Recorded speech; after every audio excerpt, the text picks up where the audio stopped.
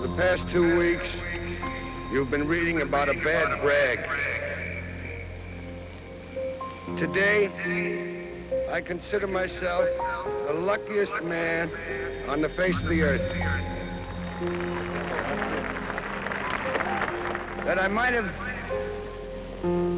been given a bad break, but I've got an awful lot to live for. Thank you.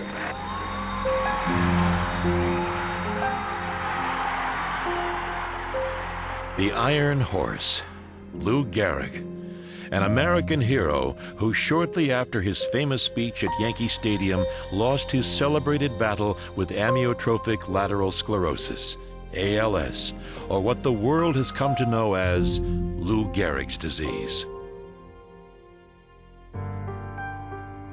For Minnesota sports fans especially, there's another connection between a neurological disease and a baseball hero, a little-known disorder that surfaced through the crippling experience of Minnesota Twins outfielder Bob Allison. While less recognized, Ataxia claims 3 times as many victims as Lou Gehrig's disease. Bob's 13-year career with the Washington Senators and Minnesota Twins was highlighted by Rookie of the Year honors in 1959, 3 All-Star appearances, 256 home runs, and nearly 800 runs batted in.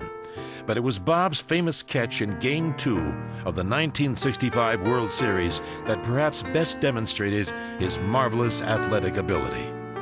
But following retirement, that ability would give way to much more than advancing age. The once sculpted athletic body was racked by the effects of ataxia.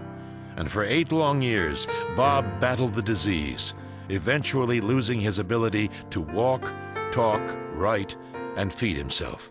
He died of complications from ataxia in 1995 at the age of 60. Bob's son, Mark Allison, talks of his dad. Dad was diagnosed with ataxia back in the late 80s, and he felt it was important for him to, get his name out there. He was the type of person that was very much a take-charge guy, and he wasn't going to sit back and just kind of watch and wait to see what happened to himself. He felt it was important to hook up with a premier research center like the University of Minnesota and find out more about the disease and really push the thought and the efforts going behind ataxia and try to make a difference. And today I think you feel very proud of what's happened at the University of Minnesota because they've done a lot of great work and continue to do great work, and the future is bright. Thanks to critical seed money funding provided by the Bob Allison Ataxia Research Center, scientists at the U have been awarded more than $5 million in NIH research grants to study ataxia. And thankfully, progress has been made. University researchers were involved in identifying the gene that is responsible for a hereditary form of ataxia and the genetic flaw that causes it.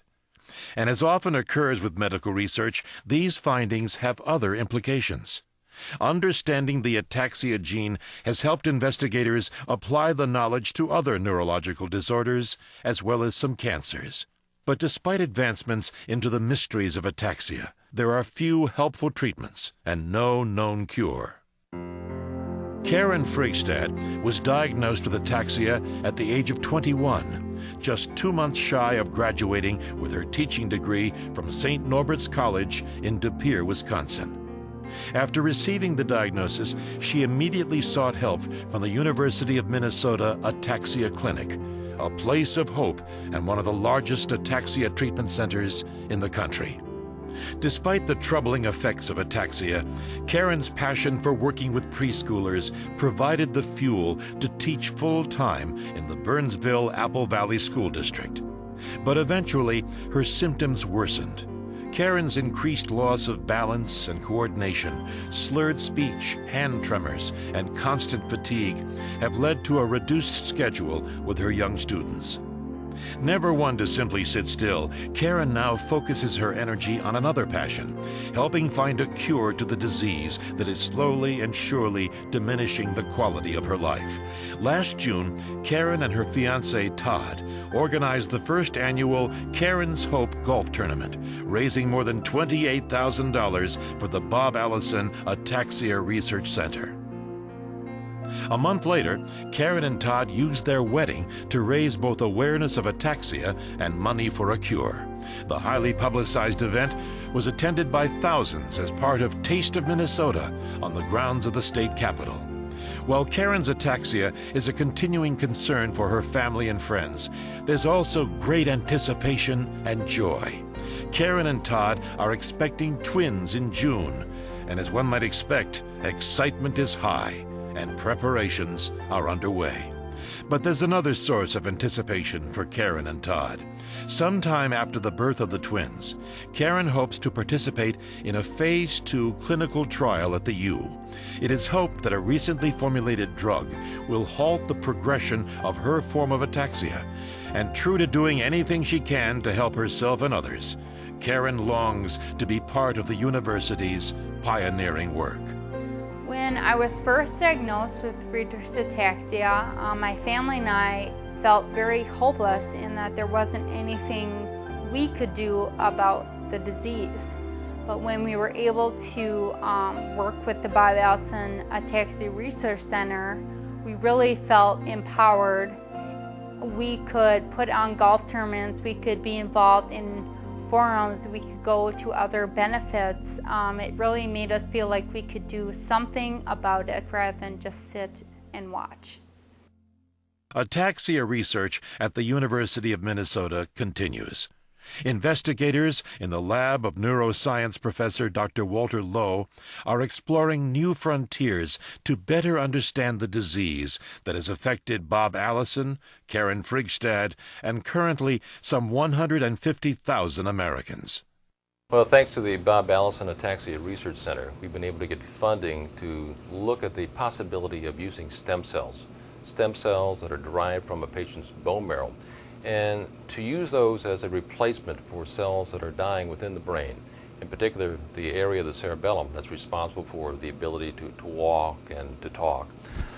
So our hope is that we can repopulate those areas of brain, we can replace those nerve cells to restore those particular functions in transgenic animals initially that have ataxia, and then ultimately in patients that have ataxia. The defining moment is at hand. It is said we are living in the most exciting period in the history of medicine. Thanks to you and your continuing support through the Bob Allison Ataxia Research Center, U of M medical researchers are making headway toward a cure for ataxia.